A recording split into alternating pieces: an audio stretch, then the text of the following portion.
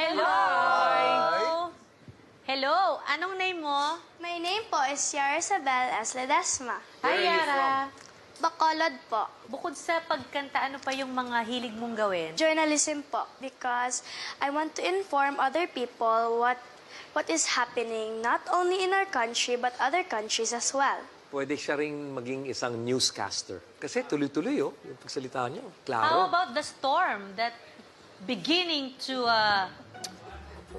approach the Philippines? And what Is it what a good is the sign? Philippines doing? The Philippines moving around... Running away. Are running away. Around the Yes, globe. around the globe. Running away from the storm. Philippines is so smart, right? Super smart, especially Bacolod City running away from the storm too. Oh. Bacolod is part of the Philippines, no? Of course it is. I'm sorry, I'm not geographically gifted. Yara, Okay. you have fun, okay? Okay po.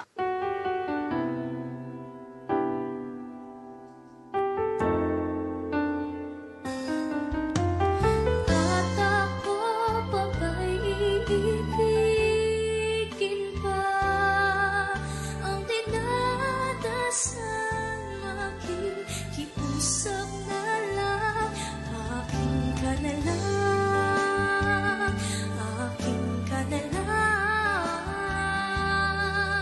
ang dinadasal sa araw-araw aking ka na lang at maghihintay hanggang akin ka na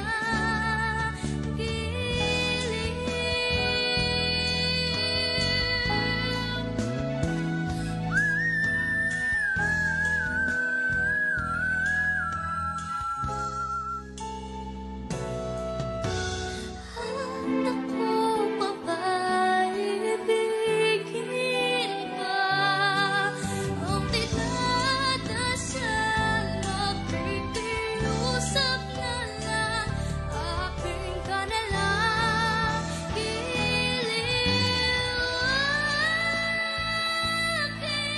na lang ang dinadasal sa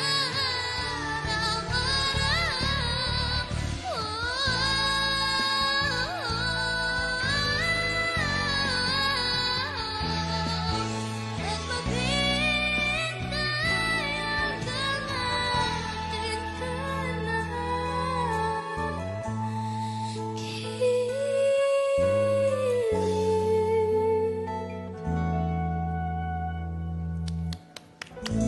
Oh, Yara!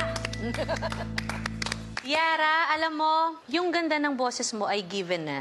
Kaya lang, sa performance mo ngayon, parang hindi ako masyadong kumapit. May mga parte ng pagkanta mo na medyo alanganin talaga. Kapag meron kang kakantahin na isang song, pwede ka naman gumawa ng sarili mong style kung alam mong hindi ka komportable. Yung boses mo, pag ibang kanta, kinanta mo, kunyari yung kantang easy lang, yung pa-chill lang, palagay ko mas magiging komportable ako. Kaso ito yung kinanta mo, na kahit na sabihin mo, kaya ko naman abutin yan eh. Pero dapat abutin sa tamang paraan. So minsan, natatamaan mo, minsan hindi mo natatamaan. Pero pwede pa natin ayusin yan. For me, your voice it's so clear. Kaya every little bit of flat or sharp we can hear because your voice is so clear. And that's a good thing. You need to improve on your high notes though. Although I like that you have that whistle. It's good to have it para siyang accent. You don't have to use it all the time. Yeah. Enjoy sa performance mo naman. Overall, you have a good vocal quality. And just for that alone, I think you have a lot of improvement that you need to do. And I would love to see your growth dito sa Idol Kids Philippines. So, I will vote yes. Wow! Thank you po. For now, Yara, I will say no. Gusto ko pang bigyan si Yara ng chance, kaya sa akin, it's a yes. Thank you po. Yara, para sa akin, I will say no. Pero, I believe, nahahanapan mo talaga, gagawin mo talaga yung homework mo. Yes. At hahanapin mo talaga yung mga kanta na bagay sa'yo. Okay? Okay po. Thank you. Thank you so much, Yara. Thank you din po. Salamat. Bye, Yara. Thank you po. Hi, Yara. Hello. Hello. Nag-enjoy ka ba sa loob? Yun ang important. Oh, good. Baunin mo lahat ng mga sinabi natin. That's okay. That's okay, baby. It's okay. It's okay.